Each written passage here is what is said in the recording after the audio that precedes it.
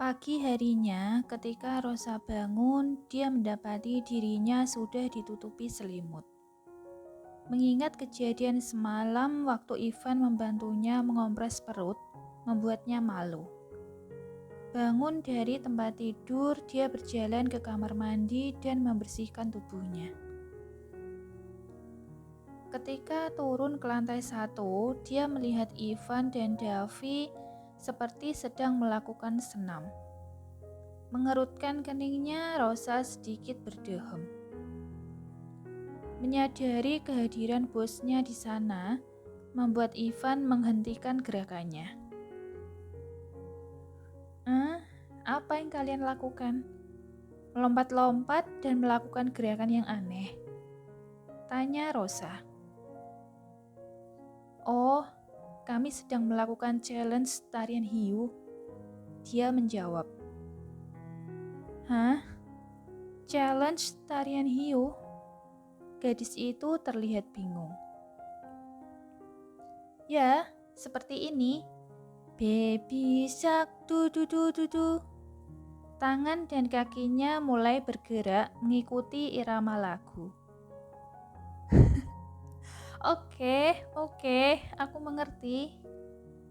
Rosa tertawa melihat Ivan melakukan challenge baby shark seperti di TikTok. Gadis itu terlihat sangat cantik dengan senyum yang mengembang di wajahnya. Berbeda dengan hari-hari sebelumnya, di mana dia terlihat murung dan hanya diam saja. Soal kemarin malam. Berhenti tertawa, Rosa mulai berkata serius. Aku tidak tahu apa yang sedang kamu bicarakan. Tadi malam? Apa memangnya tadi malam? Aku tidak ingat apa yang terjadi tadi malam. Ivan memotong kata-katanya. Rosa tahu pria itu tidak nyaman membicarakan tentang kejadian semalam. Mungkin akan lebih baik kalau dia melupakannya dan menganggapnya hanya sekedar mimpi. Baguslah kalau begitu. Setidaknya dia tidak marah lagi. Batin Rosa. Di sela-sela menikmati sarapan, Ivan tiba-tiba menghentikan makannya. Mengangkat kepalanya, ia menatap Rosa yang duduk di depannya dengan pandangan yang lembut. Nanti setelah sarapan, bolehkah aku mengajak Davi bermain di taman dekat sini? Tempo hari saat kami menunggumu belanja, dia sangat senang loh bermain dan berbaur dengan anak-anak yang lain. Membalas tatapan Ivan, ia kemudian menoleh pada putranya. Dilihatnya wajah anak itu yang polos. Selama ini Davi memang lebih sering menghabiskan waktunya di rumah. Anak kecil tersebut baru akan keluar jika ada les atau dia yang mengajaknya keluar. Itu pun jarang sekali, karena dia selalu sibuk dengan pekerjaannya. Tersenyum pada Ivan, Rosa menganggukkan kepalanya. Tunggu. Telapak tangan kanan Nala menyempil di antara pintu lift yang hampir tertutup, membuat pintu tersebut terbuka kembali. Ia shock ketika melihat pria yang berdiri di dalamnya adalah Gavin. Malu-malu gadis itu masuk ke dalam lift. Jari keduanya hampir bersentuhan saat menekan tombol G. Apa itu tadi? Ini tidak aman untukku. Semoga dia tidak mendengar suara detak jantungku. Batin Nala sambil mendekatkan setumpuk buku yang ada di tangan kirinya ke dadanya. Melihat penampilan serta banyaknya buku yang dibawa Nala, sebenarnya Gavin bisa langsung menyimpulkan kalau gadis itu masih kuliah. Terlebih buku yang paling atas seputar teknik. Kamu kuliah di mana?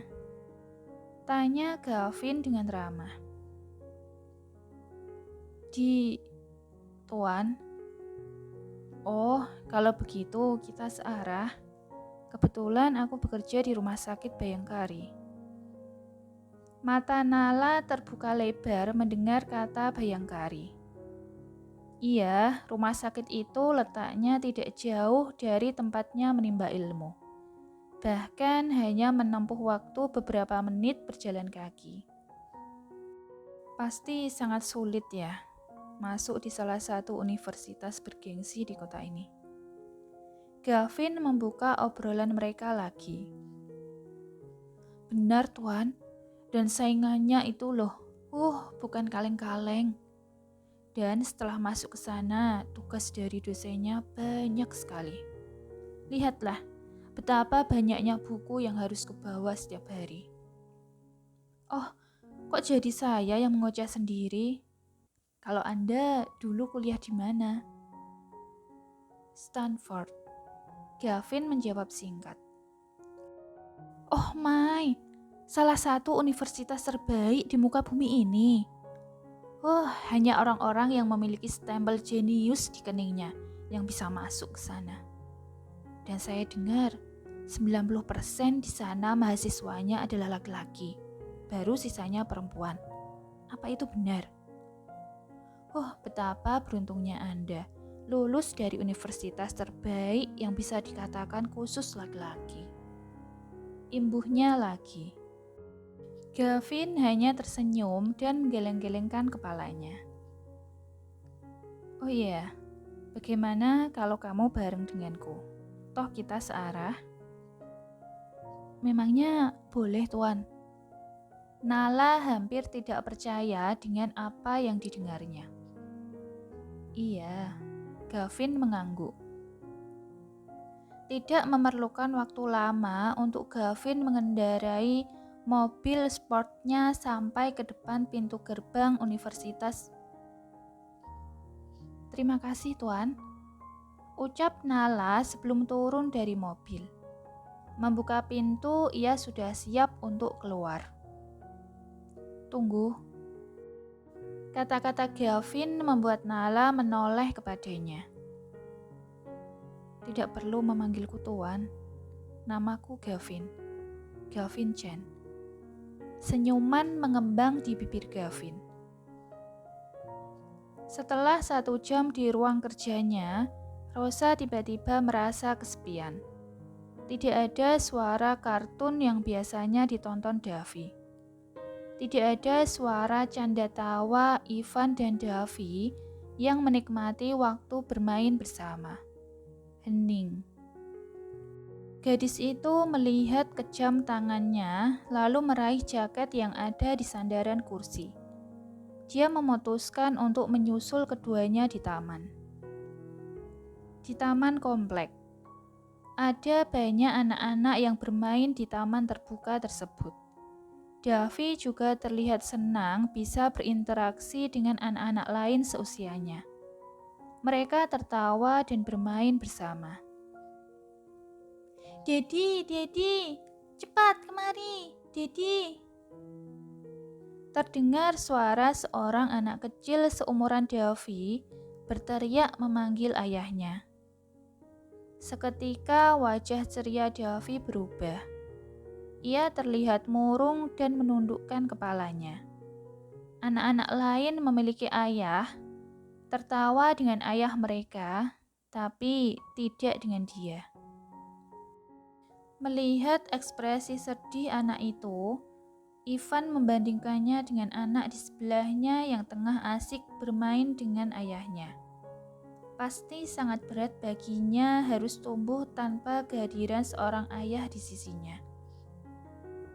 Menghela nafas, Ivan berjalan mendekati Davi. Ia berlutut dan tersenyum di hadapan anak itu. Halo jagoan. Kalau kamu mau, kamu boleh memanggilku Dedi. Memangnya boleh, Om? Aku boleh memanggil Om Dedi. Davi mengangkat kepalanya dan sorot matanya tampak berbinar-binar. Tentu boleh. Ia mengacak-ngacak rambut anak kecil tersebut. Sekarang pegangan yang erat ya. Dedi akan menerbangkanmu ke langit yang tinggi. Oke? Ia lalu berdiri. 1, 2, 3. Dengan bersemangat, Ivan mendorong ayunan itu. Yeay! Davi terlihat bahagia ketika merasakan tubuhnya terbang tinggi. Berdiri di samping pintu gerbang tidak jauh dari area ayunan, Rosa melihat keduanya yang asik bermain. "Mengapa kamu datang di dalam hidupku?" ucapnya dalam hati. Tanpa disadarinya, tatapan wajahnya berubah lembut. Dia seperti melihat pasangan ayah dan anak yang tengah menikmati daddy time. Tidak lama, Ivan mengalihkan pandangannya ke arah jalan dan melihat sosok Rosa. Pria itu tersenyum. "Aku tahu, sebenarnya kamu memiliki satu titik lemah di dalam hatimu," ucapnya dalam hati. "Dev, ayo kita pulang dulu. Nanti kapan-kapan kita main ke sini lagi, oke?" Ia mengulurkan tangannya lalu memegang tangan mungil Davi. "Kamu senang tidak tadi?" tanya Ivan sekali lagi. Anak kecil tersebut menganggukkan kepalanya. "Oh, apa yang membuat kalian lama sekali sih di sini?"